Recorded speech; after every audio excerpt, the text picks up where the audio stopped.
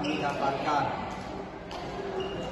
Apa itu kokopit? Kokopit adalah media tanam organik yang berasal dari serat kelapa, tepatnya dari bagian sabut kelapa. Kokopit sering digunakan dalam pertanian dan hortikultura karena sifatnya yang ramah lingkungan dan kemampuannya menahan air serta udara dengan baik. Ekspor kokopit sangat penting karena memberikan kontribusi besar terhadap perekonomian, lingkungan, dan sosial. Khususnya bagi negara penghasil kelapa seperti Indonesia, kokopit merupakan produk olahan dari limbah sabut kelapa yang sebelumnya kurang dimanfaatkan.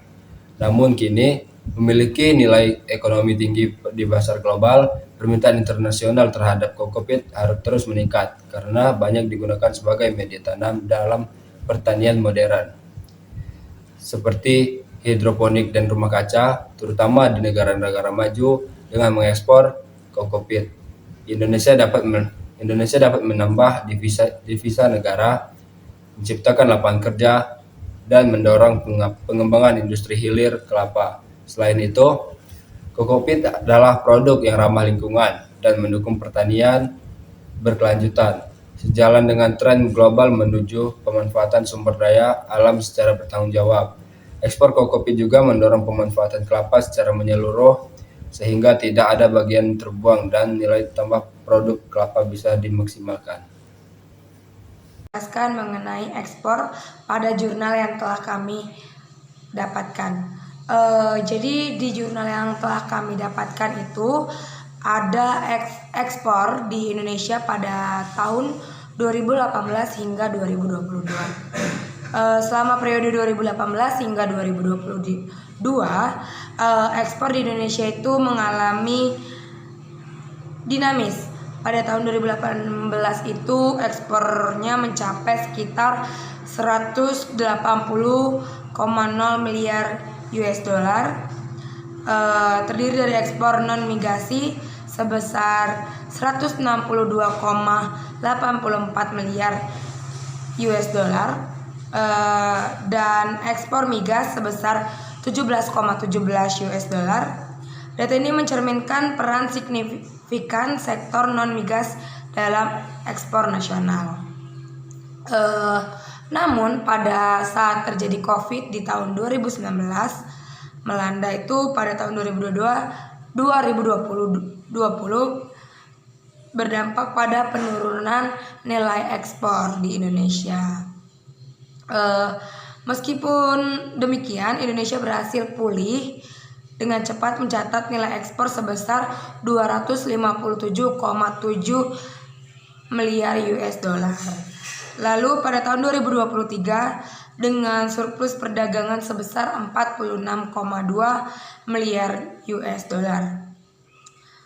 Lalu di sini ada peran penting ekspor dalam perekonomian. Yang pertama di situ ada sumber devisa dan pendapatan negara. Yang kedua ada penciptaan lapangan kerja. Yang ketiga ada diversifikasi produk. Lalu ada faktor pendukung ekspor. Itu ada sumber daya alam yang melimpah, kebijakan pemerintahan, lalu partisipasi masyarakat lokal. Jadi kesimpulan dari ekspor ini adalah Indonesia mengalami pertumbuhan yang signifikan dalam beberapa tahun terakhir dengan sektor non migas sebagai kontributor utama. Meskipun menghadapi tantangan seperti itu saat pandemi, Indonesia menunjukkan ketahanan mampu untuk memulihkan kembali perdagangan yang sehat. Faktor-faktor seperti kekayaan sumber daya alam, kebijakan pemerintah, dan partisipasi masyarakat memainkan peran penting dalam perdagangan dan mendukung ekspor nasional. Mungkin itu saja yang dapat saya sampaikan dari ekspor mengenai jurnal yang telah kami dapatkan. Terima kasih. Baiklah, di sini saya akan menjelaskan apa saja sih uji yang digunakan untuk mengungkapkan potensi ekspor kelapa di negara-negara G20. Yang pertama itu ada uji Crow. Pada uji Crow ini hasil uji menyarankan bahwa model Como efek lebih tepat digunakan. Ini karena nilai F statik yang diperoleh jauh lebih kecil dibandingkan dengan nilai kritis dari tabel F. Secara sederhana, ini mengindikasi bahwa tidak ada perbedaan yang signifikan dalam hubungan antara variabel di berbagai negara dan waktu yang diamati. Oleh karena itu, asumsi bahwa hubungan tersebut cenderung seragam lebih didukung. Yang kedua, uji multiplier. Uji ini membandingkan CEM dengan random effect model. Hasilnya menunjukkan p-value yang cukup besar.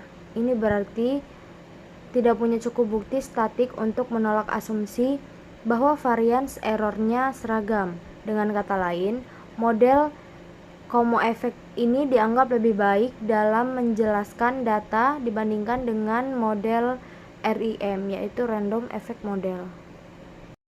Dan yang ketiga ada uji multikolinearitas. Uji ini bertujuan untuk melihat apakah ada hubungan linear yang kuat antara variabel independen. Berdasarkan tabel korelasi, semua nilai korelasi antara variabel independen berada di bawah 0,90. Ini menunjukkan bahwa tidak ada masalah multikolinearitas yang signifikan yang perlu dikhawatirkan dalam model ini.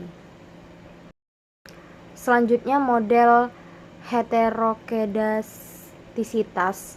Uji ini digunakan untuk memeriksa apakah variance error dalam model register bersifat konstan. Hasil ujinya ini menunjukkan nilai prop chi-square yang lebih besar dari 0,05. Ini berarti kita tidak punya cukup bukti untuk menolak hipotesis 0 yang menyatakan tidak ada heterokedastisitas. Kesimpulannya, variance error dalam data cenderung konstan. Dari 4 uji yang telah saya jelaskan, si peneliti lebih cocok menggunakan model yang paling sederhana yang anggap semuanya itu seragam, yaitu uji Como efek model. Gak ada masalah juga sama hubungan antara variabel bebasnya dan variance errornya juga.